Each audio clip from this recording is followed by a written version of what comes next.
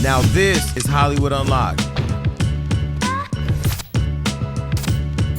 What up, everybody? This is Hollywood Unlocked Uncensored. I'm Jason Lee. And I'm Melyssa Ford, a.k.a. The Curve Queen. It's DJ Damage. Let's get it started. All right, so before we get started, yes, we're in a different setting, and it's not all black because we're about to get into colorism.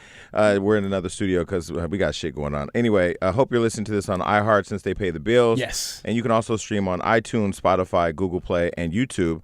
Our rating on iTunes is like 4.6 now. We need to get that shit back up to 5.0. I don't know. Maybe we pissed somebody off. I don't know. That's entirely possible. Ratings do matter, but the numbers are up everywhere else. So we appreciate all of our listeners, and we thank you. Mm-hmm. We humbly thank you. Mm-hmm. All right, so I guess let's check in. I mean, I haven't seen you guys. You've been a thought all over Instagram. I was monitoring your behavior in Miami, and I just have to say, I don't know who you are right now. Why not? Okay, so it was your birthday. It's all this month is my birthday. I went to Carnival weekend for the first time, and it was amazing. Yeah. Come on. Wasn't being a thought. I was just in the but you were doing like the I don't know what the dance is called. I guess for today's show I'll call it the dig behind, because you were like digging girls out from behind. Just a little bit. It's called whining. But you're not supposed to whine in short, like in the soft texture shorts. No, that's the best. No, that's exactly when you do it. No, because then you're feeling everything. That's the point. I grew up in Toronto, where we are, known for Caravana. So that's pretty much what goes. Yeah, you want to feel what's everything. guanin. Yeah, well, we look at you like a little brother. I don't want to see that shit on Instagram. So I was gonna unfollow you for the weekend, but anyway, it wasn't entertaining at all. It was no, fun. it was. It looked great to get out there and see. I mean, there was a lot of our people out there.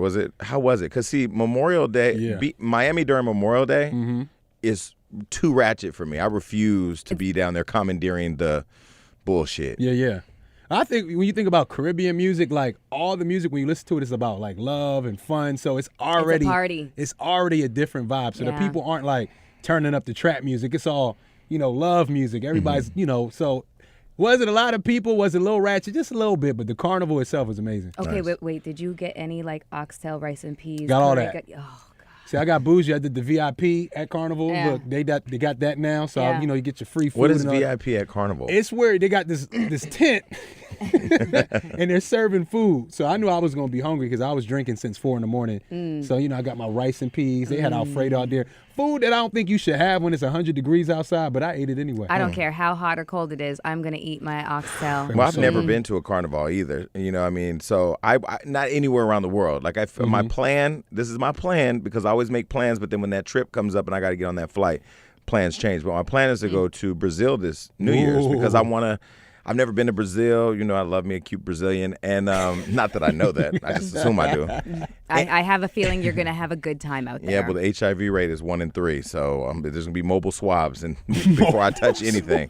And I'm not judging the whole country of Brazil. And yes, I know that Brazil is a country and not a continent. Can you buy that, though? Is that a thing where I could buy my own HIV it's actually not a thing. Yeah, you can buy. Is it a thing? Honey. I'm so out the loop. Yo, that Honey, should be a thing. Let me tell you something. Those of you that don't know nothing, y'all ain't fucking out here the way that I am. Yes, you can go to the store and get a mobile HIV testing kit, and you be real intimate with your lover, and you just swab their mouth real quick. Then go in the bathroom and sit there for a minute, and then when you get the result, then you come back and decide what the fuck you That's gonna do. game changing right there. Okay, wow. What? Mm-hmm. There's no excuse now. Yeah, there is no excuse. But anyway, so what I do this last week? Yeah, what you do this weekend? Nothing.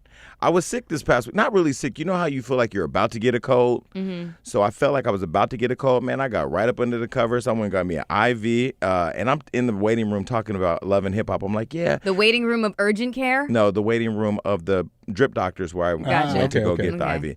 And so as I'm waiting in the room, I'm like, yeah, we're getting ready to go to Atlanta for the Love and Hip Hop reunion, and so better not try me. But I walk around the corner and Mona Scott Young is sitting there getting her IV. Got to be careful when you're in public talking. That's why I never think about what I'm going to say or what I'm going to do or how I'm going to behave in public. I just fucking take me as I am.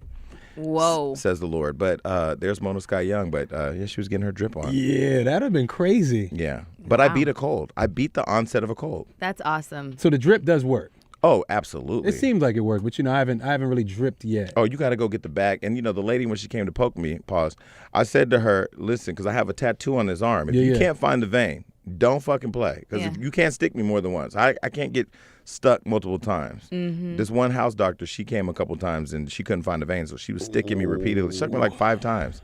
I just sent her home. That sounds painful. Trip. Yeah. Well, I'm not a bottom, so I don't know what it feels like to be stuck multiple times. I don't know what it feels like to be stuck once.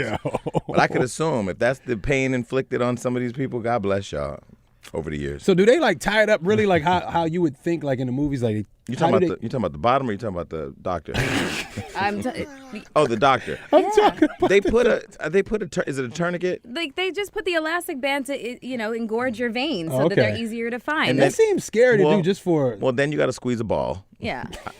There's that, and then when you squeeze the ball a few times, and then after you squeeze the ball, your vein pops out. Sounds typical, right? Sounds terrible. Anyway, I beat it cold. You'd enjoy it. Not squeezing the ball, getting the IV. Yeah, that part. All right, so what did you do this weekend? I got a new car. Hey, okay. Congratulations. I got a new car. I don't want you to tell nobody what kind of car it is, but I'm happy that you got a new car. She got a Jeep. Bin Laden over here blowing up the motherfucking Damn, spot. now they gonna know when Melyssa I had to be nosy when she put in the text group that she was driving back to LA. I'm like, driving? Well, honestly, if they see me on the road, you won't be able to miss me. It's bigger.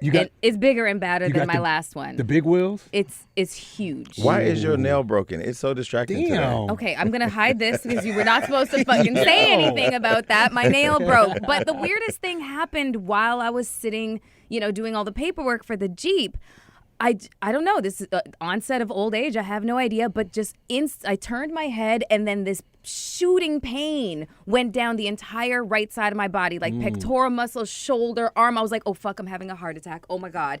And I know our heart is on the left side of our body. Was it the sciatica? Because have you ever had that? No. Sciatica is down here. But it goes all the way. That nerve like goes a nerve? all the way. Usually sciatica problems are affect like the back side of your body, like the lower half. But anyways, as I was saying, with women, sometimes with heart attacks, we feel the symptoms on the right side of our body. So I was literally concerned. I was like, do I need to go to fucking urgent care? And then anxiety kicks in and it gets worse. Yeah. So I was just like, what the fuck is happening to me? And it just got progressively worse. So then having to drive the distance from Vegas, because that's where I found my perfect, car, for the drive to Vegas to back to LA didn't help. Like it totally exacerbated the whole thing. So I'm practically like Hunchback of Notre Dame by the time I get here. So my weekend was spent chasing physical therapists around. Well, I saw you did the whole acupuncture thing. Well, I went for the day before. I went Y'all and saw. do the coolest stuff. I don't do acupuncture. Like I thought of somebody. First of all, she did the cupping. Again. She did the. Well, I ain't getting poked. Adam, and if I am gonna get poked, I would do it in the privacy of my own home. But I did try cupping because I saw you do cupping. Here I am being a follower. Yeah. So I tell the guy who does my massages, go ahead and do my cupping. So he cups me. It? No. You didn't like it? Did it burn? Fuck what does that feel like? It just. Well, first of all, I don't want to walk around looking like a domestic violence victim, and I'm not making light of that. I'm just saying I don't need to have circular bruises all over my body like I was at Chris Brown's house for the weekend. Damn. Well, I do enjoy cupping. I do enjoy acupuncture. I would actually credit acupuncture for being one of the things that has allowed me to get back to like my regular self after the accident and pinched nerves or whatever. I am an advocate for acupuncture and cupping. It's not just trendy. But I went to go see my physical therapist, which is like one of my little mentees, Diana. She is the most amazing success story ever. I remember when she went to massage school. I said, as a present, I'm going to buy you your own massage table, heated and stuff. Oh, nice. Gave her a client. Flo was one of her clients. I think she still treats him and stuff. And now she's like one of the premier physical therapists in Southern California. Well, so she helped me. So Saturday was her. She did a whole bunch of stuff to me, massage, Graston technique, the electrodes with the blankets and stuff. And then the next day I had acupuncture like in my chest. And sounds painful. I feel 1,000 times better. Sounds amazing. Yeah. I got a guilty pleasure, man. I want to know if y'all do this too. So when I'm on an airplane and we're about to take off, I read the people's next to me text messages. Do y'all ever do that? No. I do it. The reason why I don't do that is because I was just on a flight where I was sitting between two older, very pale white men, and that's what I was doing. There are some white men that when they get really old, their skin I don't know what it is. It's like it turns very palish and then also starts to turn into like this weird, I don't know, Captain Planet type looking shit. But anyway, the guy to the right of me's breath stunk so bad. You had to turn to the left. No, I was You just had to like, read another can you text breathe that way? Okay. So, And I'm gonna tell you another thing. So you're definitely not reading his. But now that I found messages. no, I don't read their text messages. But also now that I found my way into the gym, now I'm being really disrespectful when people are just sitting on shit that they ain't supposed to work on. I mean, I'm sure you've been in the gym a long time. where they're just like on there texting and just. There's gym etiquette. Oh, that a I lot walked of up people to a don't follow. motherfucker. So my friend Lee yesterday was like, I want to use the bench, but he's sitting there, and the guy's just sitting there talking on his phone, and they having a real good conversation. Tap. I walked right up and said, "Hey, go," and he got up and ran off. Yeah, Go. and he got up and ran off, and Lee was like, "I cannot believe how you're behaving in the gym. I had to do it like 3 times yesterday." No, I'll be like, yo, we working out or not? And I just ask him, like, are we working out? What we doing? No, there's gym etiquette. Yeah, what we doing? Okay, but wait, go back to the. Why are you reading people's But look. messages? All right, so this dude, right, you know, like older people, they have like the big font on their text messages. And I'm like, I'm bored. I'm going to see what he up to. This dude had Match.com, Tinder, Bumble. He had every dating app. He's swiping. Then he's texting like 5 different women, like the most creepiest, like, and he was talking to me at first. So that's how I got introduced to even looking at his text messages. He's like trying to help me out with everything. I'm like, oh, that's weird. Nobody really talks to me on the plane. He's on there, baby, I can't wait to feel you again. And she's like, what are you talking about? And then he's texting Amber, kind of like the same thing. She's like, what are you talking about? And then he's like, religiously He's like, oh, shit, I forgot. swiping. I'm not going to judge him because my text messages look exactly the same. But he can't keep the chick straight as to who he was feeling on who he wasn't. He was shooting sucks. every shot in the world. I'm telling you, he's just swiping right on every app. You play basketball? Yeah. So when you go up there and you see the hoop and you throw the shot, do you just keep shooting? You just keep shooting. Guess what? You gonna make something in. You're so creepy. And you know what? When you make it in, don't it feel good? So once you do that, now you're reinforcing negative behavior. So just keep shooting. He just had the stereotypical like creep look. He was like older white guy, kind of heavyset, bald. He got that Viagra description. He looked like the guy you don't want to be left alone. Like I said description. I meant prescription. Hilarious. Whatever. I get things wrong, but let's get into some real shit, okay? Yeah. All right. So listen, I know everybody's tuning in because we clickbaited you into the title said Jason Lee sounds off on colorism, whatever the fuck creative shit we're gonna come up with. All right. So listen. So last week there was a big conversation online. I didn't think one little video would create so much conversation, but I'm glad it did because my engagement is up, and God, you know, you get more money when the engagement's up. So I had something I had to say on Instagram, and of course I went over to Chicago. Haven't had a chance to talk about that yet, but just take a look at this clip. We've never done this shit before because we don't edit our videos, unlike Kendra at WGCI. Check this out. It's about to go down. This post is going to ignite conversation. Somebody somewhere is going to say, you know what? Somebody need to stop letting Jason log into Instagram because all he do is get shit started. I promise you I be doing the Lord's work. I am doing all of the Lord's work by bringing this to your attention. We are all standing here together for this issue tonight. OG, Evelyn Lozada. Y'all know we just had Evelyn on the show. Everybody's up in arms with Evelyn because OG is claiming that she's racist. Now, I've done my research, and I take pride in saying that I'm the king of tea and that I'm the king of receipts. And I've done my research. I've asked my team to look high and look low. And I've looked in every place I could look, and I still can't find where Evelyn has done something racist. Yet you guys have unleashed this cancel culture on the girl, trying to say that she's a racist because OG said she's a racist. Who the fuck is OG? I'm not trying to be shady. I swear to God I'm not. I'm just asking because I don't know, because I just know so many people, and I've been around for such a long time that I just don't know what an OG is. I know an OG is an old gangster. And I don't know that that's a part of the conversation. But anyway, I digress. It's not about OG. This is about the fact that I'm watching women tear down another woman of color who has black children, claiming that she's a racist and a colorist. I'm going to tell you what's sad. And it's our people that be using that colorist shit against each other. Latinos and other people of the brown community, although they may not have had the black experience, have had the black experience. The experience of being treated like a second-class citizen. The experience of being looked at when you walk in the store like you stealing. The experience of being judged and being treated secondary to white people. Yet black folks, we forget that. We forget that we need Mexicans in our country. We forget that people who are Puerto Rican or Dominican or from another third world country or another country like a Jamaica or Africa are not treated the same as white folks. Yet we are the main ones trying to tear them down whenever we get a chance. Now, all of y'all on here on Instagram, y'all know who Evelyn Lozada is. Whether you like her or love her, you wouldn't watch Basketball Wives if she wasn't on the motherfucking show. So some girl comes out of nowhere and in a show that's produced, and because she now has created the narrative that she believes Evelyn Lozada is a racist, what, because she wore braids? What, Puerto Ricans and Dominicans in New York don't wear braids? I just came from New York. You mean to tell me that there ain't Spanish people wearing braids? You mean that white rapper Riff Raff who was wearing braids didn't get called out for colorism? Or what about Bo Derek, who was running down the beach back in the 80s? That wasn't taking our heritage or taking something from our community. Y'all need to stop it or show me the receipts. We need EEOTs, equal opportunity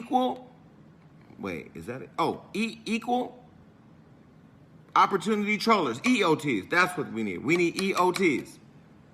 People who equal opportunity troll. Because the same person that's claiming colorism is the same person that was weaponizing domestic violence and attacking Evelyn about her past with a man who beat her ass. Now, I just need to understand something. Are we not a society of facts?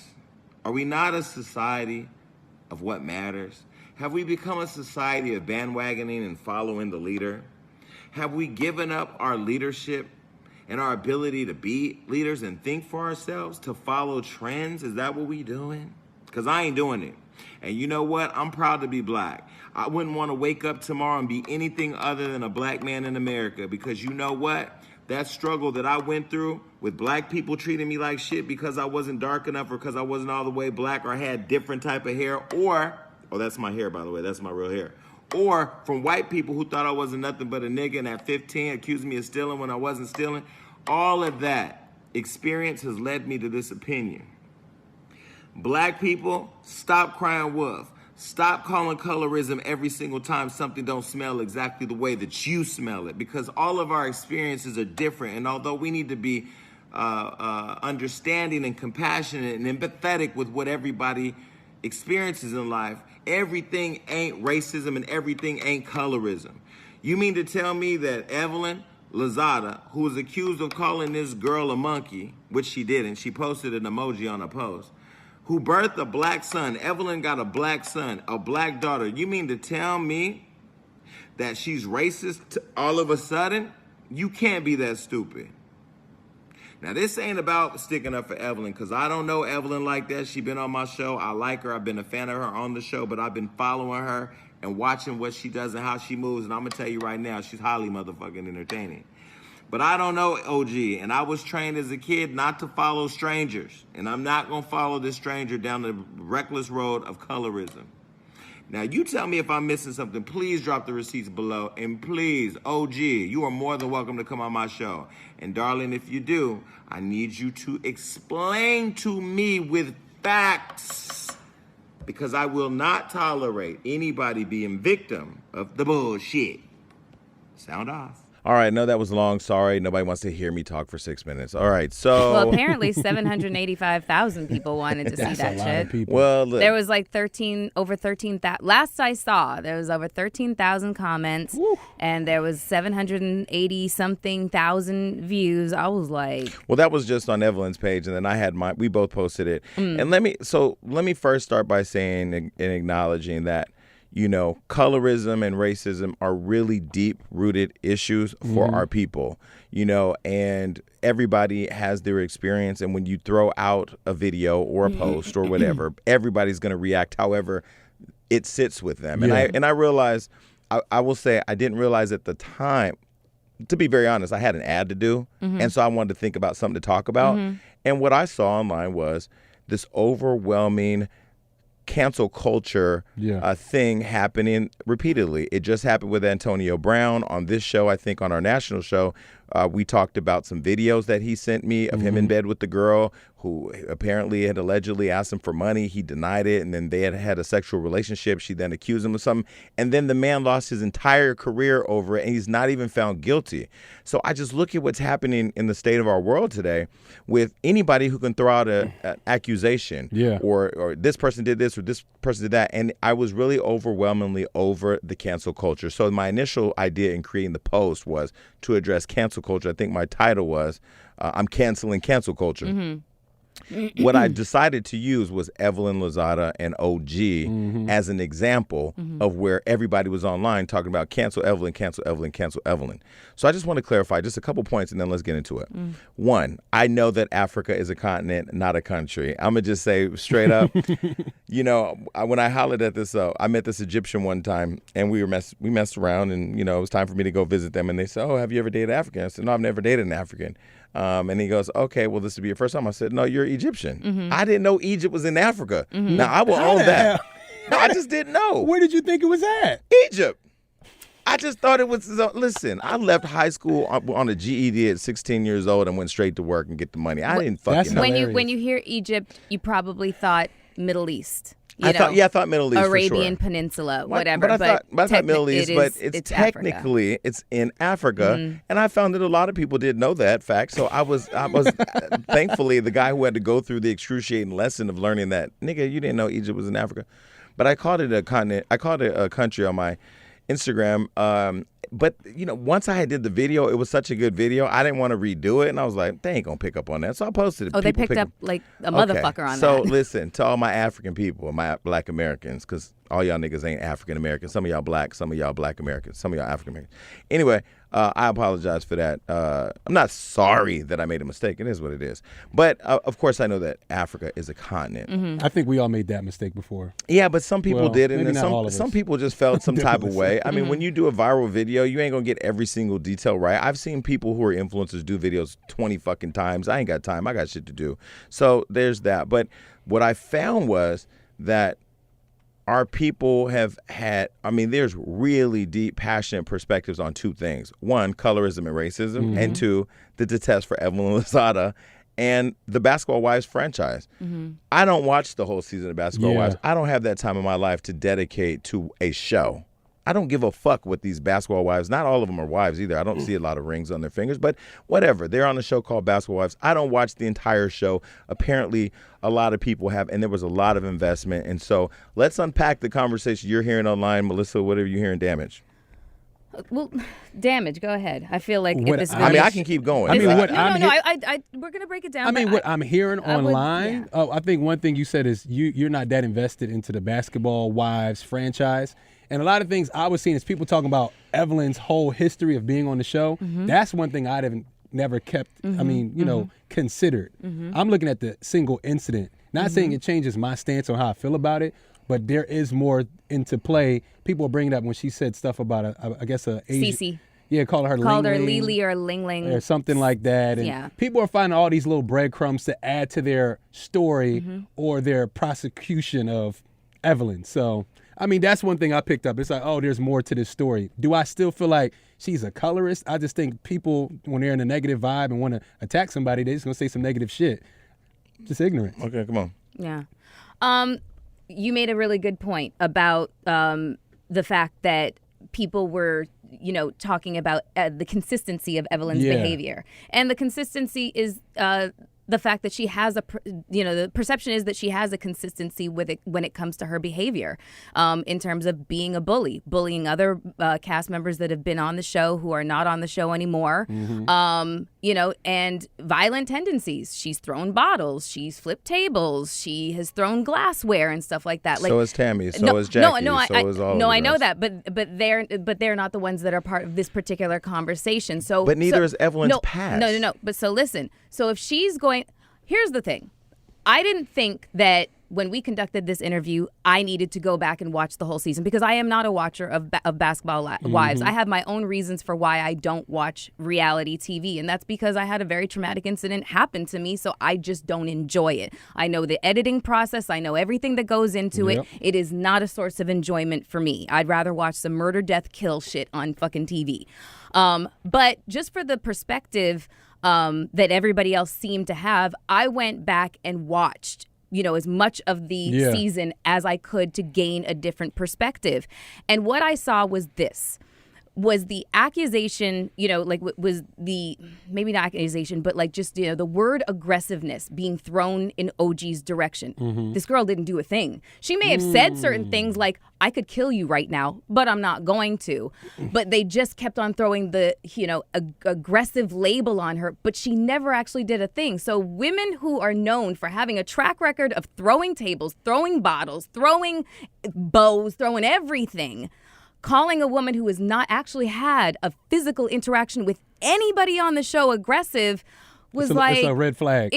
Red flag. It was it was such a massive contradiction. It was glaring. Anybody with eyes could see it. So that was one thing, that I picked up on the entire thing. And so when people go back to our interview and they feel like, me, you, us, we threw softball questions at her, I took onus for the responsibility of me not having done my full and complete job as the researcher, because that is my job. So I evidently did not do my job to the best of my ability, and I will own that. Yeah.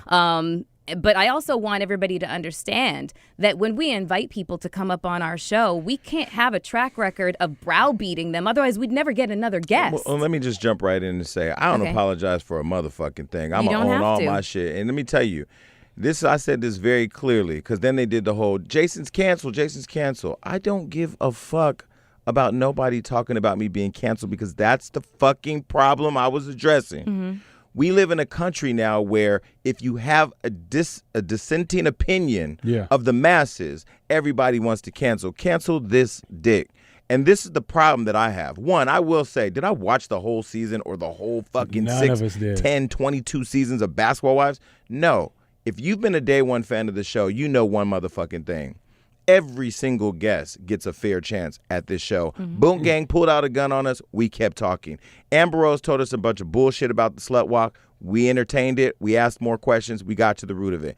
We cried with Jennifer Lewis when we talked about bipolar disorder and depression. And we've had different types of transsexuals on the show to break down the trans movement. So if you're not a day one fan, go fuck yourself. If you're new to the show, go do your research.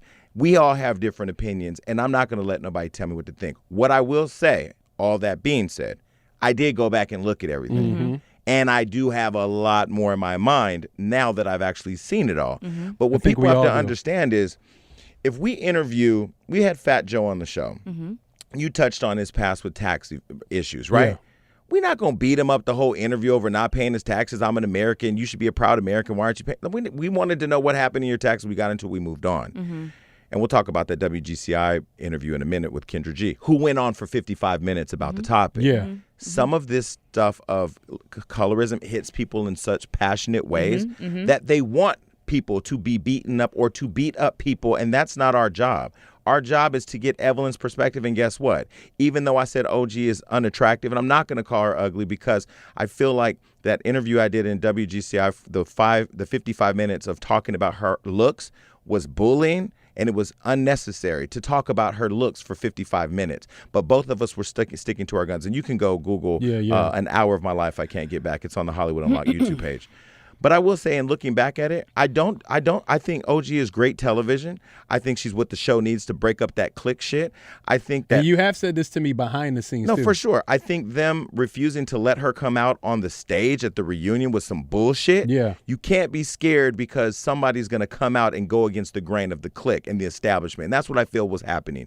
I think to label her aggressive or threatening when she hasn't done half the shit these girls has done, when you add it all up, was bullshit. So I understand the frustration from the fans. But people have to understand something. I still don't believe that Evelyn was a racist. I don't believe that she's a colorist. She doesn't produce the show. They produce the show. Shawnee's EP. So I think that there's I will say this though. Let me get this thought out. I do feel like there's some misdirected anger, but again, I'm not defending Evelyn because my point on canceling council culture was not necessarily becoming the spokesperson for Evelyn Lozada and the Basketball Wives. I got my own fucking shit, and I've said this to Evelyn, and I've said this to everybody else. Jackie, people that I've called. I reached out to Melyssa. I've invited Shawnee on the show. I've invited Jennifer Williams on the show. They can all come on. But I personally, Jason Lee, Hollywood Unlocked, is not invested in Evelyn and OG to the extent that this is going to become the topic of conversation beyond this fucking show. Yeah. Because I really don't care.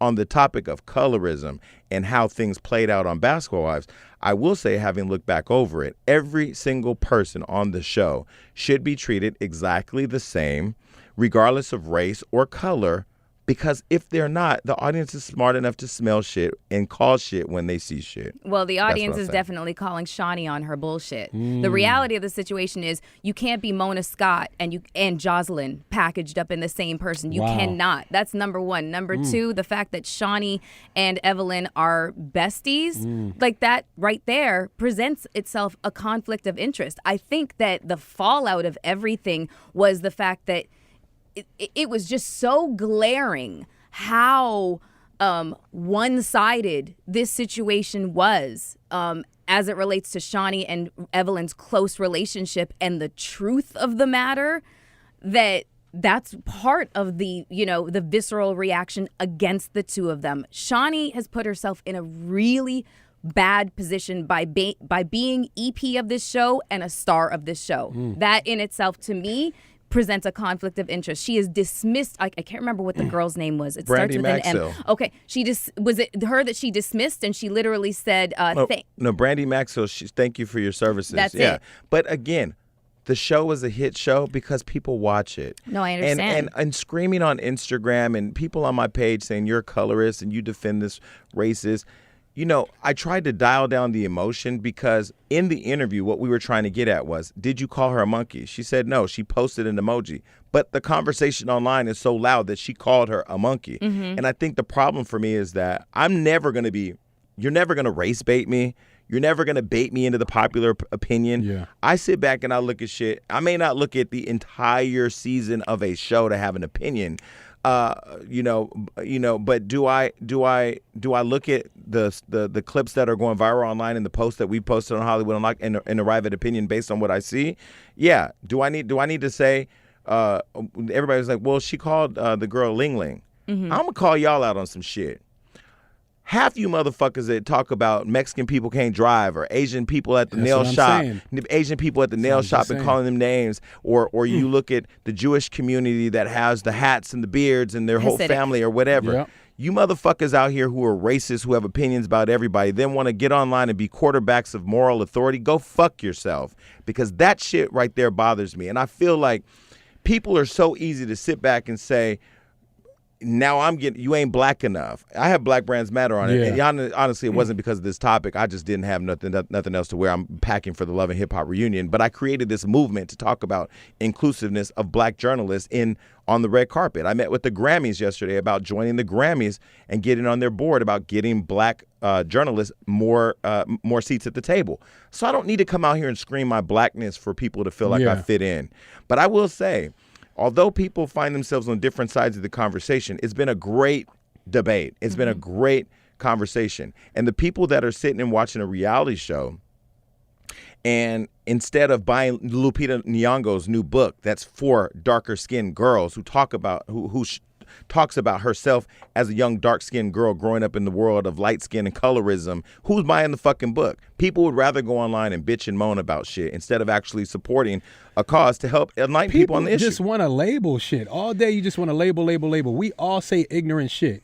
When you're a bully or you angry and you going at somebody, you're going to say something ignorant. That don't mean you can just cast that person. I'm not even talking about Evelyn specifically, but anybody. It's quick to label somebody some shit every day. It's kind of like, it's just exhausting at this point. It's like, oh, you say this, that means you're a racist. You say this, that means you don't like dark-skinned people. You say this, that means you don't like light-skinned people. It's like, all right. I'll say this to the dark-skinned women and men who've been subjected to the ignorance of colorists or people who have said that, you know, you're less than because you're darker skinned, or you're not pretty, or you're pretty for a darker skinned person. Yeah. I'm sorry that you've had to have that experience, because I feel like black is beautiful. Every shade of black is beautiful. I'm proud to be black. I always think, like, would I want to be another race, or would I want to be or would I want to be straight? I'm happy to be a black and gay. I live in my truth. It played out last night on television. And I think that I think there was a part of my own, I don't want to say ignorance, but I will say, I don't know what the word is. You can help me find the word, but I'm going to describe it and you just tell me what the word is. When I talked about the issue of OG and Evelyn, and I knew colorism was a perspective that people had in online, I really didn't want to think that people are this crazy. When it not the people who had an opinion. I'm trying to form my thoughts as I'm talking.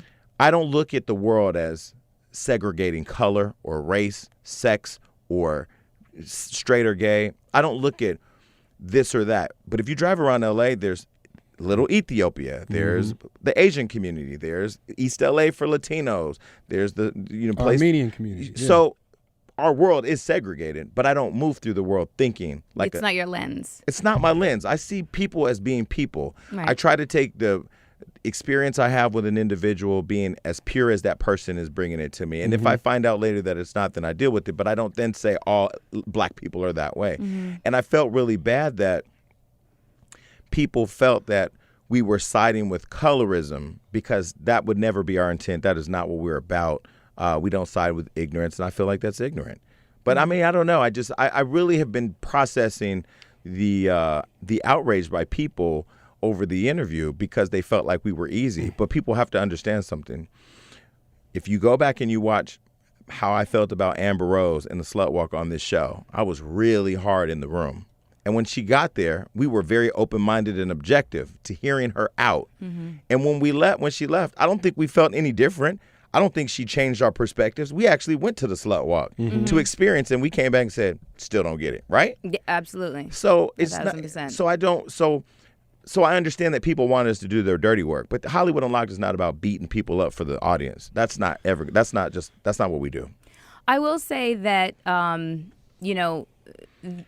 my perception of everybody's response, let's just take the cancel culture portion of it off the table and just talk about, OG and Evelyn being the launch pad for the conversation of colorism, which is an extremely sensitive subject for a great number of people. And just like kind of going through the comment section, what I'm seeing is that people lead with their pain. Yep. People lead with their experiences. And, a lot of times people of a darker complexion really feel like lighter skinned people are not a part of the conversation. That we shouldn't have anything to say. And it's debatable as to whether or not I'm light skinned. Shit, I could have tan, I'm your complexion. Yeah. Like I can be a bunch of things. So I think that there's more involved than just colorism and or racism in this conversation. There's also pretty privilege that is also part of the conversation. But what I do know as a woman of color, I've personally been in situations where I had every right to be upset, and because of who was addressing me, white, they let me know that they found my aggressiveness intimidating. And I'm probably the least confrontational person. So it's just like, that's just such a slick way of trying to, dismantle and quote unquote disrespect. And that's kind of what I saw after having, watched everything, if this is just what the conversation, is about. And then women specifically. We have a hard time when men want to have control over anything about us, reproductive rights, abortion laws, et cetera, et cetera. So when men are trying to intellectualize the experiences of black women, we go the fuck off. But I got a phone call, and I'm not going to throw this person under the bus, but I got a phone call from a very famous person who was really outraged at how I was being attacked on Instagram. And honestly, I've had a full week, and I've had a guest in town. I haven't felt well. I don't give a fuck about being attacked. Keep talking. Yeah. But this person was really concerned about me and me being attacked. And they said to me, have you ever seen an ugly light-skinned person? I said, of course. Of course. I've seen a lot of ugly light-skinned people. Well, you should go do a video and say that. I said, you know what? No, I'm not going to do a video to validate the bullshit and defend my blackness or my pride of being black to say and acknowledge that there are ugly light-skinned people. There are ugly people, period. I don't look at OG and say she's not attractive. I'm not going to call her ugly anymore. I am happy that you did that, though. But I'm not going to say that she's unattractive because she's dark-skinned. I don't think like that. I was surprised that there's so many people online that had the reaction based on their own experience, whether it's darker-skinned women being told, you ugly because you dark. And I'm sure that light, pretty dark kid, I've heard people say, I'm going to have me some pretty little mixed kids. Yeah. And I really hear those stupid comments, the same as I hear Mexican people can't drive or the Asian chick at the nail shop. I hear that racist shit that we all hear and that we've all participated in to some degree. Okay. And I still don't think, I don't look at her through that lens. And I don't look at her and say, and there's this, we'll get into the WGCI thing in a minute, but, you know, I feel like there are so many things out there that you, and tying it right back to cancel culture, you can paint a picture with a broad brush and call it whatever you want. And people online, there are some people who will believe it. I just think, and we talked about this before, there's so many sides of colorism, and I feel like we always look at it as if you're dark-skinned, you're on the losing side of it. But I remember growing up, this is my personal story, that people that were light-skinned couldn't even walk down the street by themselves. They was getting beat up, getting their shoes taken. And then I'm sure there's other sides to that, and I'm not going to make listen, it's called the Oppression Olympics. Like, whose pain is greater? Exactly. You know, and it's ridiculous. Even when you look at music, before Drake, it was very hard to even be a light-skinned MC that was taken serious. People made jokes that Drake brought light skin back. Exactly. You know? So not saying, okay, dark-skinned people don't have issues too, but it's both. People hurt people. Like, it's just that simple. My brother used to always say, blacker the berry. We've heard that too. What does that mean, that I'm less than a man? Can I just say this? We are not experts on colorism. No. We're not portraying to be experts on colorism. And we're not taking a side. We're not taking a side. Do we believe OG's great TV? Yes. Do we believe Evelyn is great TV? Yes. Were all the fans here for watching her and Tammy fight, or who and Jackie fight? Or what? That's why the show's so successful. I'm sorry, people. Blame yourselves. You've created a culture on reality TV where people show up to work every day ready to beat each other down to entertain your fuck ass. And then when we talk to them, you get upset about it and you feel some type of way and want us all to take sides. I'm on Love and Hip Hop. I'm flying to Atlanta tomorrow to shoot the reunion. And you know what? By the time you see this, we will have been at the reunion. And I'm not planning to get into it with anybody. But guess what? After 18 hours of filming, a flight overnight, tired, not eating, drinking, somebody say some slick shit, I may slap a motherfucker. It's not intentional. It's just the nature of how they create reality TV.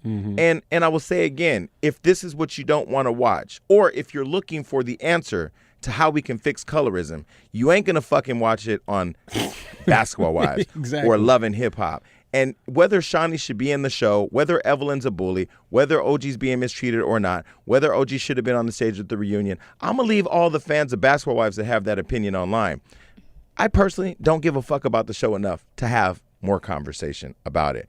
But I did want our audience to know that we read all your comments. We heard you loud and clear.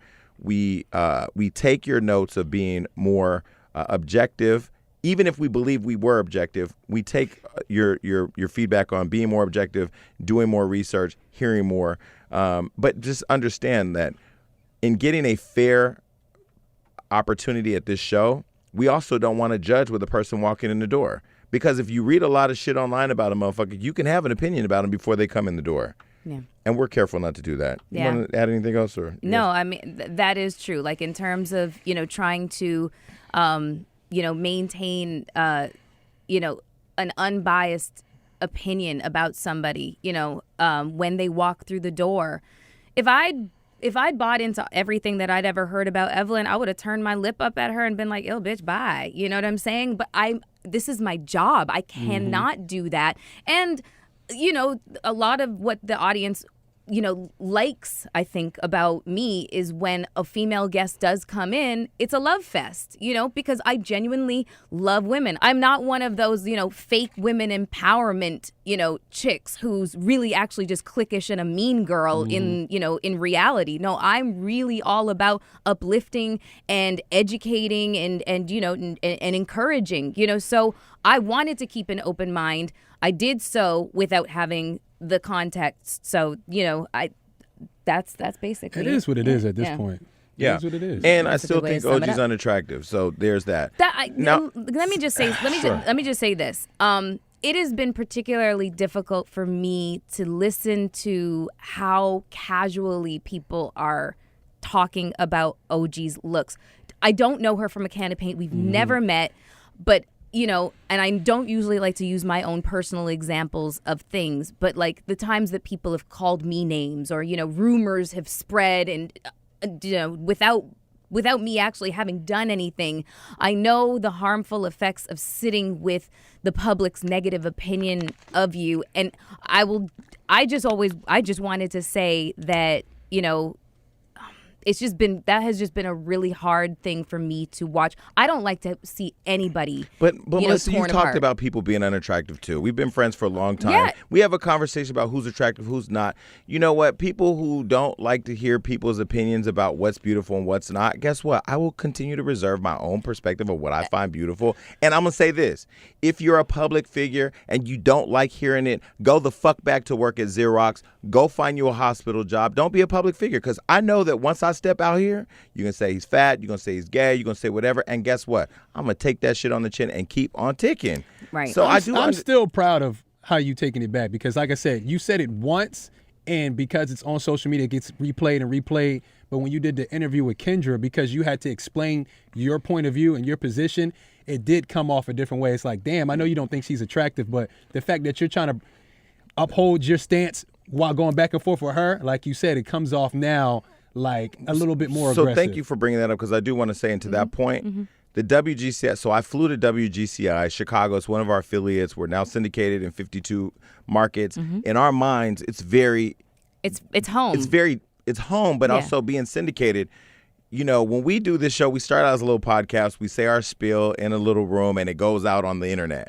We don't think about how Chicago people are going to listen to something. How is Alabama going to listen to something? How's Miami going to listen? In my mind now, I really think about the whole country when I'm talking. And there's more responsibility, I would guess. I try to take from every situation a lesson, right? I went to Chicago to promote the show on WGCI, met with the morning show. There's 3 people. We started out with only 2 people. It was Kendra G, who's, I guess, a local morning show host, and Leon Rogers, who's the morning show host there and also has a show. Shout out to him, Late Night with Leon on Fox there in Chicago. My intent in flying there, paying my own way, was to promote the show. WGCI's iHeart. I don't go in iHeart and think of. We all tried to go with you. It just didn't, scheduling wise, it didn't work But out. I don't think of being attacked when I walk in the room at iHeart, because it's home, right? But I've learned a lesson. Hollywood Unlocked is Hollywood Unlocked. And when I walk in a room now, I'm going to walk in ready to go, no matter who the fuck I'm Guns talking to. blazing. Because I never knew or never expected that I was going to be attacked for 55 minutes over what OG looked like. I will send an apology to OG that she became a topic. Her beauty or whatever, or perception of beauty or whatever, became a topic for way too long. And when I watched it play back, I felt like if I was her, it's one thing to hear it, so-and-so's unattractive on Instagram, but to hear it in a show for 55 minutes. And that is what I'm talking about. That was like the most, I could only imagine how that felt. And I felt bad about that. I will say, just so folks walk in, Kendra G had reached out to you the day before, said she wanted to meet me. You sent the number over to our show producer. They sent it to me. I reached out to her, say, hey, I'm coming in. I've been on The Breakfast Club. I've been Papa Keith down in Miami. We've been to Philly.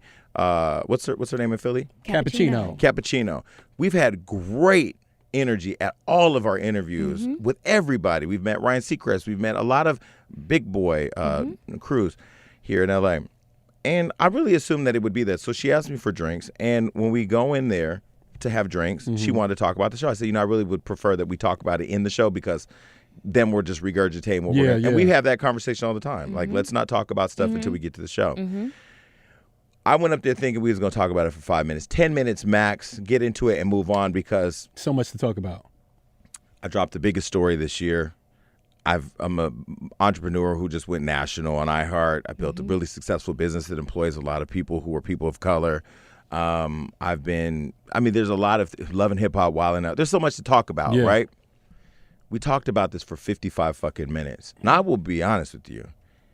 I put it on the YouTube page as an hour of my life I can't get back because although I feel like people saw the interview for what it was and actually it worked to my advantage, I felt like we became an Instagram conversation. That was an Instagram conversation. And the lesson I learned in it was I will never allow myself to be in a situation where I spend a whole hour on some shit that doesn't influence a real conversation.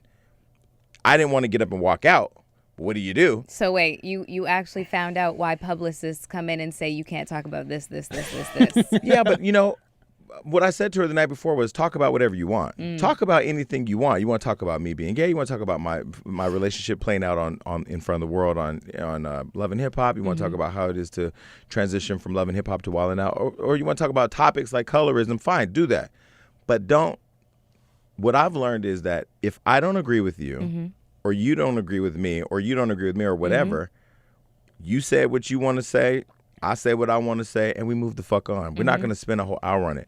So I think what happened was in the experience of us going back and forth, OG was just beat down for a whole hour, and she had nothing to do with that interview. I will definitely say OG was a casualty of that interview, and that's what I was talking about. Of you about. Standing your ground. Yeah, but that's also what I was talking about when I said it has been extremely difficult to hear like how casually it is discussed, like the perception of her beauty.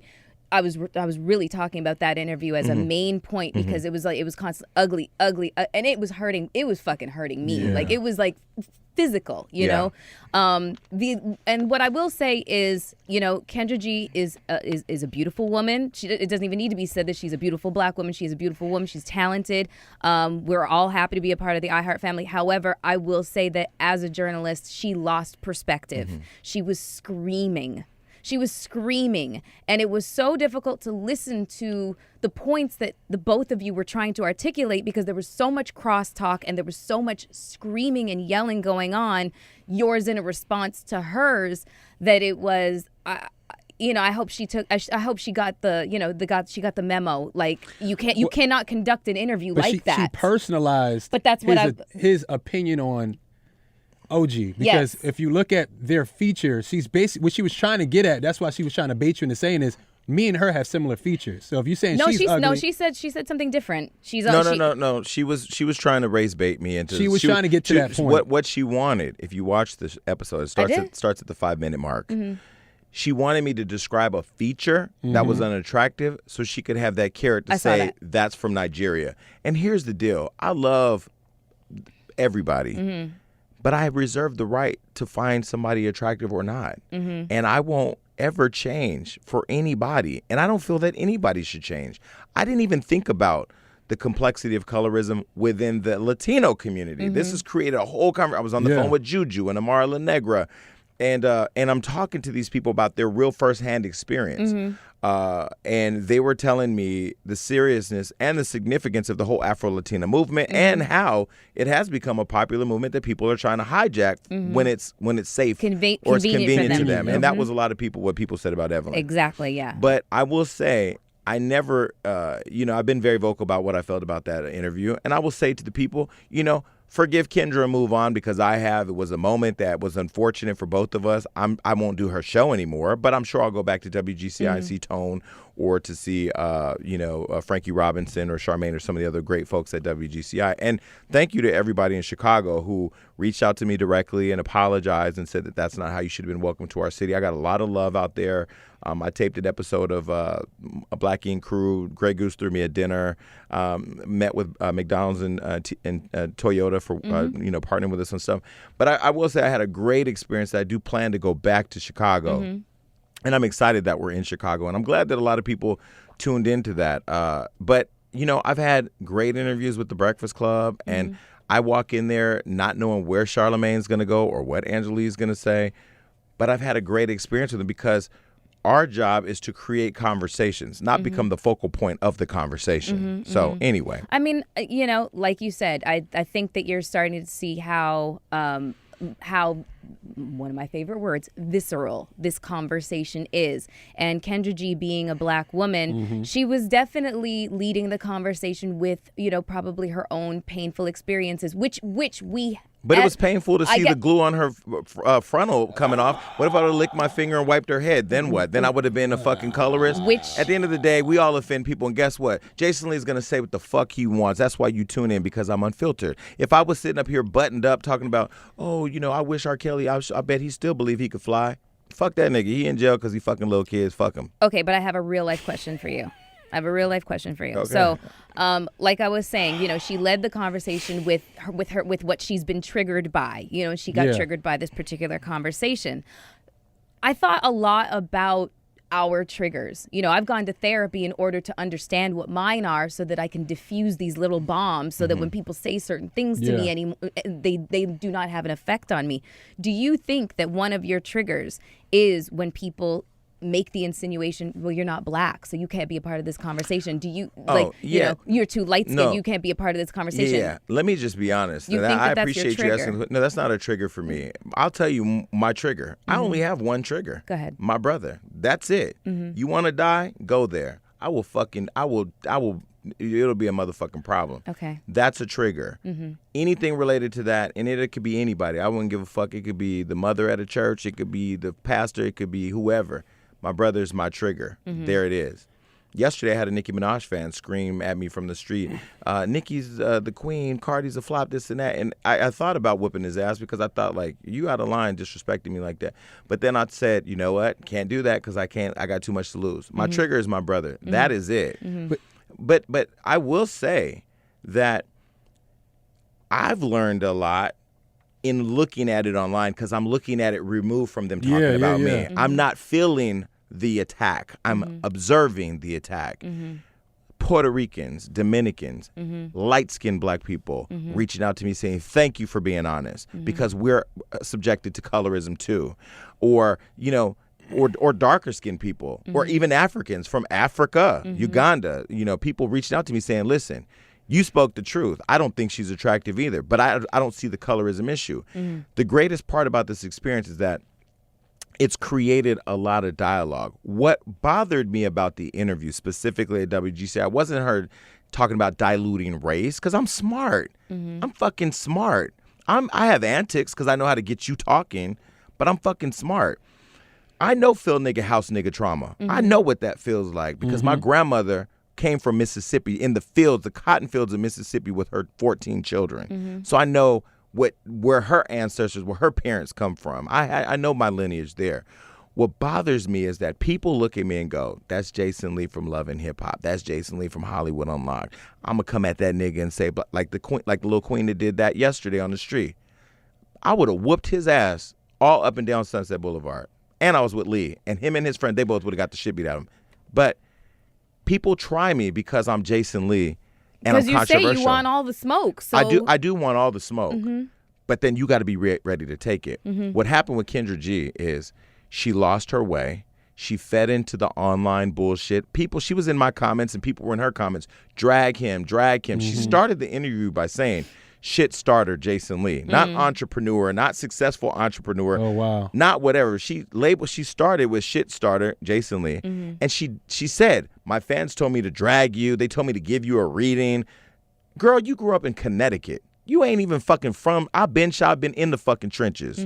You ain't never sold crack to no crackhead. You ain't never watched nobody get murdered. What the fuck you talking about? Don't question me on where I come from. Because I come from some shit that if you want to walk there, I bet you'll be in the fuck out. Because I've been through real shit. So what bothers me is that when I go in to meet with like the Breakfast Club, they're so fucking good at what they do. And that's why it's the only show I watch besides this one, is that they're all going to come from different points of view, but they all going to hear you. They're going to say what the fuck they think, but they're going to hear you and they're going to move on when they know you've stuck them where you are. And I feel like if you're looking for a moment, because, you want your local conversation to go national, then you attack a motherfucker that you know is going to go there with you. So she knew what she was doing, and God bless her. She did great. The numbers are great. She's gotten far more numbers on this than the other one, Kanye West, when he cried. But I don't want to be your what do you call it? I know what you're your trying prop. to say. Yeah. Mm-hmm. To go, don't you? That's what I thought that was. It was so that wasn't a trigger, but it was more of like okay, I see where you're about to go. But do you feel like when people challenge your opinion, is that a trigger for you? Because I've noticed if you say some things and people come at you about it, you triple and quadruple down on it, even if you're not like you saying the woman is unattractive or ugly. I know you said it and you meant it, but you didn't care that much. But when somebody's coming at you about it now, you're saying somebody's ugly for 55 minutes. It's like now it looks like you're more invested in it than you are. Yeah. Damn, it's a good question. Damage. Yeah. There's different levels to that answer. Do I like my employees to keep me on my toes about and on brand with what our brand is? Yes. Do I want them questioning every decision that I make or debating every decision that I make? No, it just depends on what it is, right? So my employees who are behind the scene, I look at our movement as there's one general and there's an army. My team is an army, but we eat at the same table. There's no general table. No, we are one family, but there has to be a leader. There has to be somebody guiding them. When it comes to my perspective on whether or not somebody's attractive, I think when I feel the conversation's going on for 20 minutes and I'm exhausted with it, I'm just going to dance with you then because that's what you want. That's what you want. You want to go viral? Fuck it. I should have licked my thumb and wiped the glue off her wig. Then they would have something else to talk about. But when she walked out the room, the people coming in, and I'm not even going to go there, but I've had a lot of people reach out to me since that interview. And I would just say, this is probably the first and last time we'll be talking about Kendra G. So I hope it does whatever the internet needs it to do. I don't hate her. I'm not taking it personal. It was a bad interview, but I told her that directly, and I wish her well. And I want her to be successful. She has aspirations to move to back to LA, and be on TV and all that. But I hope that she understands exactly what it takes to get to where we are. We didn't walk into a national show. I don't have offers for talk shows and TV shows and all of what we've been able to accomplish because we don't have a clear strategy, right? When I saw that interview going left, I said, fuck it. We just going to have a viral moment, and that's what it was. Okay. Yeah. Well. I don't know if you're going to be able to answer this, but I actually am very curious. It's the Jason Lee interview. No, because he said he talked to Let's go. And it's because he said he talked to Juju and Amara La Negra, and I really am curious to know, if you can share what their perspective is on this whole thing. Do they think that Evelyn is a colorist or a culture vulture? Yeah, wave rider. I'm really interested. Do they really? Did they side eye the fuck out of her for claiming Afro-Latina now? What I love, first of all, Amara, it was just me and her texting and exchanging information. We haven't gotten a chance to dig into it. Me and Juju had several texts, several messages, and a couple phone calls. What I love about Juju is that she's so passionate about the topic that rather than just using it as an opportunity to bash Evelyn, she really is assessing exactly what's happening and wanting to take in all the information before she has an opinion. She's agreed to do an interview. Okay. And we're planning an interview. I was going to call Gloria Stefan to see if we could use her Cuban restaurant as a backdrop for the interview in Miami with her and Amara. I've talked to Laz Alonso, who is Cuban, and he has a lot, Afro-Cuban, and he has a lot of really good history and perspective on it. And the way he articulated, it's not race bait, it's not divisive, it's not accusatory or slamming somebody. People want us to slam Evelyn. I don't give a fuck enough about that show and her to do that. I'm not going to do it. What I will say is that we're going to provide a space for Juju to explain to us the Afro-Latina movement, what her assessment of it is, and let her talk about it because she has more information than I do. I don't know. Again, I personally, do I think that OG was mistreated? Yes. Clear. You can look back over it now and it's clear as day. Yeah. Do I feel that Evelyn Lozada is a racist and a colorist? I don't see that. Personally. I think after watching it all and, the whole colorist leanings or maybe the benefit of it, absolutely. Oh yeah. Well, if one girl has said that she's dangerous and can't be anywhere near people, and you treat her like an animal, and then you say the other one can, but she's done the same exact thing. Well, she's done way worse. She's done the thing you're saying this person is going to do but hasn't done. Yeah, that's crazy. You can look at it and say, what's the difference? Yeah. Right. Now, the difference may be that she's darker skinned, but it may not be. I don't know. I mean, maybe I'm because not she's just not in that clique. The way that it may be. It may be. Like, for example, if you have acted out somewhere and then somebody else has acted out somewhere and then now you all in here, I may side with you because I'm your ride or die, not her. Period. But it may not be because she's dark or light. It's just I fuck with you and I don't fuck with you like that. Right. I look at this girl came into an establishment and shook the fuck out of it and did not have no restraint. And when Shawnee was talking to her, she didn't bow down. And when you don't bow down to the establishment, you get run the fuck over. To me, that seems like the kind of person that you actually would respect. You like people that stand up for themselves, you know? Yeah, but not... But you like people that will not allow themselves to be bullied. bullied. When you can't control it, though, and this is your thing, look, we all speculating here, but... Could you imagine if Mona was in Love and Hip Hop and she's hosting the reunion and I'm mad at somebody and she's trying to shut me down? I wouldn't give a fuck that she's the EP. They would fire me too. But then when you see, you know, Shawnee saying thank you for your services, it's like, okay, well, you piss off the EP who's also a cast member, then you're off the show. But that's if you kind of go bullshit. back to, I totally agree with you. And if you go back to the 6 minutes on Instagram, and if you watch it with objectivity, you just watch it, not like take out the colorism, just watch and hear the words I'm saying. I agree with everything you just said. And I just feel like, again, if Shawnee wants to be in the show, she can control stuff in the back. But on that show, you a cast member. You got to take it the way you give it. Yeah. And I would be here for that. Like I said, when I saw there was this whole vote of whether or not OG was safe enough to be on the stage. Bullshit. Let me tell you, they would have did me like that, I'd have lost my motherfucking mind. Yeah. That to me was crazy. Yeah. People also have to remember, we didn't see all that before we did that interview. But then they also tried to do the same thing to Tammy, apparently. Wait, can we make a point, though? Yeah. That wasn't even out when we did our interview. Right, it wasn't. So people are coupling, like this thing is like growing as it goes on. And more things are being added. Yeah, so like when I saw that, I was like, oh, that's some bullshit. Context. But I do want to ask you if your opinion has changed on OG weaponizing domestic violence, because when you see everything, I think that her comments about your man wanted me Chad was in response to her calling her I don't give a fuck what ugly. it was. My sister got beat by her man to the point to where we had to go put a pistol in her man's face and threaten to kill him to get him the fuck away from her because she was so stuck with him that she would not leave him. And we almost, and before that time, we had chased him down the street with a knife at my dad's house. I'm just being real here. So I've seen my mother get beat by her man, and I've done things to him, and I've seen women over the years in my community get beat up by their dope boy boyfriend, and they still hop in the car, get drugged to the car by their hair and this and that. I've seen domestic violence. I've been a victim of it myself. What it's done to families, and I've seen what it's done to children. My brother was laying in the bed when his father was choking my mother. So let me say that no, I ain't changed a motherfucking thing. Evelyn, whether she talks to Chad Ochocinco or not, does not give you a pass to weaponize her experience. That's her experience. And I feel like if I look at it objectively, again, I'm not this invested in Basketball Wives because I don't watch it. When you're in reality TV and you know you're going to get into it, you only got a few minutes to get it off. Yeah. You get your hardest shit out first, not thinking about it. It'd be like if I was in a reality TV show with you and you were blah, blah, blah, blah, and I'd be like, did you hurt your head or something when that girl hit you with the bottle?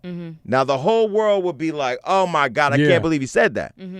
But your reaction, you would then, if you're smart as fuck, you could break down crying. You could talk about how, I always attack women and this and this. You could play into that narrative. It's a production. It's a production. Taking that aside and being a fan at home, I don't think that any woman should weaponize another woman's experience with domestic violence. I don't think so either. But at the same time, if you arguing, y'all going back and forth, it is what it is. No, that part. Like if somebody say some fucked up shit to you and you say something fucked up back, you can't go, oh, but that was way more fucked up than what I said. It's like, nah, it's on them. That's the beauty of what we're doing here. We're just debating ideas. We're just talking about perspectives. You're right and I'm right. What you think? We're definitely debating perspectives. We're definitely debating just sharing them. No, but we're also, people are also allowed to, gain perspective, research, and change their opinions. Like you're allowed to do that. Yeah. I really did think that this conversation really needed to be had because, listen, when Evelyn came through the door, I had no fucking idea that the world was gonna blow up. Okay? Me either. Well, can I say something? Can I say something? Clicks or conversations, money. Yeah. Keep talking. And you know what? I promise you, I'm going to piss you off. This show is not for the fans who want to pop in one week and pop out the next week, then pop in. We welcome you to whatever. You're like the foster kid. You just need a satellite foster home. You come spend the night. You go back to your family. But this is a place that we're building conversations where people can come and have live debates, argue. You can fight it out online. You can say whatever you want. But all that canceling shit, we gonna cancel the show. We ain't checking in with the show. If all you're basing your interest in this show is if we agree with everything you say, then this is not that show. I promise you, I'm going to definitely make you mad again. Okay, well, I have another final. I have a question. Sure. Okay, it might be my final one. It might not. But it's along the lines of like when I'm reading the comments, a lot of Black women take issue with you discussing anything Black woman related. And, just women in general, we have a really big problem when men insert themselves into our lives and how we live them. One of the main things that people brought up about your interview with Kendra G was the discussion about Black women and extensions and wigs and how you told them to stop wearing them and whatever the case is. And you know me, I rock braids, I rock twists, I rock wigs, and for the most part, it's a source of hair protection, style as well. Mm-hmm. But I noticed that was like a hitting point for a lot of women as well, just in terms of they seem to feel like you have a very, very strong opinion about how women, amplify their beauty. I'm wearing lashes right now. I'm wearing a head wrap, not because I'm, trying to sway the conversation, because I did not want to do my hair today, and this was an option I have. But I'm just interested to find out how you felt about that particular part of the conversation. Melyssa, you be in the comments. I don't give a fuck about the comments. You live your life there. Go pack up your bags and move in the comments. Well, I do the comment curve. But move in the comments, pack your bags, set up your table, bring your dog, drink a glass of wine in the comments. I don't. I'm living my life. But since you asked the question and I'm here to work, let me answer. I find it interesting that people are they're so up in arms with everything that I say and hang on every word instead of looking at it in context. I've never come to the show and talked about how a woman wears their hair. I ain't checking for women. And I don't care how they wear their hair as long as they don't leave their hair in the nigga's bed that I'm sleeping with. And let me go a step further. If you look at that interview in context, what I was doing was throwing at her what she was throwing at me. Okay. Because I was saying, here you are attacking me for my perspective on what I think is beautiful. What if I attack you for saying you and all Black? Because I knew it would get people talking. Mm-hmm. But do I care if women wear their hair in a bun, wear them in braids, or wear them in twists, or wear them in cornrows, or wear a wig, or don't wear a wig, or have blonde hair, or don't have blonde hair? I don't care. Mm-hmm. Because as he pointed out minutes ago, I'm not that invested. Mm-hmm. I really don't care. But that's what people don't get to see, that side. Yeah, but I mean, listen, I understand. In doing that post, you know what I said to myself? I'm going to start doing more posts on my Instagram and telling people what I think and how I feel in reaction to things, because it's going to get people talking. And I know that's what's good, because I know the minute I say anything, people take it and run with it. But people that know me know who I am. They don't question who I am because they know who I am. And they know that I don't think enough about how a woman is wearing their hair to intentionally offend them. Now, I will say in the conversation, the reason why I brought that up, if you watch that segment, not the whole conversation online, but if you watch that part, she's going on and on and on and on and on about it. And what I wanted to say was, your glue is slipping and you're so pro-Black. Take your wig off and live in your Blackness and be proud of that. Mm-hmm. But people would say, you don't tell a woman how to wear her hair. But why do we get to pick and choose how we offend people? Why do we get to pick and choose who gets offended? He's nothing but gay. He's a fag. He shouldn't be talking about women, and he shouldn't have an opinion on women because he don't like women anyway. He's a faggot. Okay, well, yeah, I am gay, and I don't care what women are doing. That's true. But why would remove? But what I'm saying is that's what they're saying. Yeah. Or they'll say he's light skinned, so he can't even talk about black issues because he ain't even black. So I'm not offended because that's how you feel. I don't agree with you, but just like you don't agree with me, it is what it is. I see, because you're so strong on the opinions of you. When you have an opinion, you probably don't really get how people are so invested in what you're saying, because when they say things to you all the time, you just take it on the chin like, oh, whatever, I don't care. Because I got shit to do. And I don't have time to sit in my house and stay on somebody's Instagram that I don't know, screaming at the top of my lungs how offended I am by them. I use my platform to come and talk about it. Do I love all people? Yes. Floyd's been here and he said that good hair is growing hair. It ain't good if it's silky or good if it's not or nappy or whatever. We know what our hair looks like in its multiple textures, but it's beautiful in whatever it is to you. So I don't understand, but again, I implore people to continue to talk on my Instagram. Okay, but why would why would removing her wig be living in her blackness? Because I could name 5 different white and light complected Latin women who... You're making it about color again. That's the fucking problem. No, but why? But why? Let me let you finish. But what you're about to do is add to the same. No, I'm just saying why is removing her wig living in her blackness? Like extensions, Did you tell me about a whole natural community? Yeah. Okay. What is the natural communities movement about? It is embracing our hair textures as being beautiful. We've been conditioned to believe that we need a relaxer, a conch, straight, manageable hair in order to be seen as presentable. And now, the movement is moving back in the other direction to where we're able to embrace it. So, let me finish, because this is not an interview for Jason. This is a conversation. Okay, so let's go back. Okay, because if people want to interview me, you can either pay for that or you can bring me on some shit that's gonna throw people outside of what I already got. This is your show. Well, whatever.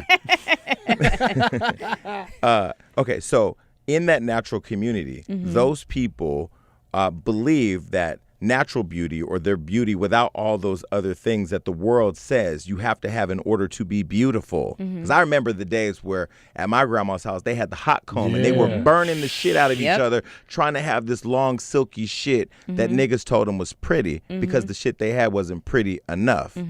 People forget, most of my family's dark skinned. I just had a white mama. But my black family that comes from Mississippi and Chicago, they're all niggas, dark niggas. They ain't light niggas. So when people look at me and say this house nigga can't have an opinion, you don't know where I come from. Right. Going back to your point, because I went through Kendra G's Instagram. I do a research. If I'm gonna talk to somebody, I'm gonna go through everything. Please share. You can't have all these silky, snatchable wigs in every single photo and talk to me about being proud to be black. Because I could go through your Instagram and see you with wigs, weaves, braids, and your natural fro. That's and true. You know what? Yeah. What I get from you is you confident rocking whatever the fuck you rock because you're confident in your blackness and in your beauty, and you don't rely on these other things to feel beautiful. And so when I see you, I see a lot of confidence. When I see my sisters, I see a lot of confidence. When I see my grandmother and my aunts, I see a lot of confidence in their blackness. And what I was talking to was a person trying to persecute me for being a colorist or not understanding the black women's movement who didn't know where the fuck I came from. Gotcha. You can't you can't tell me what the fuck my story is when you ain't never walked in my shoes. Gotcha. My Aunt Niecy, to this day, crackhead, walking the streets of Stockton, California, black as hell, hair nappy as hell, and she confident who she is because she's looking for crack. She ain't worried about what another bitch is saying. Okay, but I'm just saying.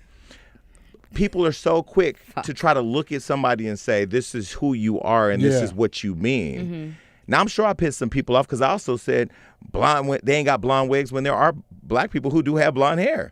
So clearly I was in an argument trying to win a conversation and make a point. The point I was trying to make is my job is to create conversations, whether you agree or disagree, hate or don't hate. As long as you click, listen, and comment, I won.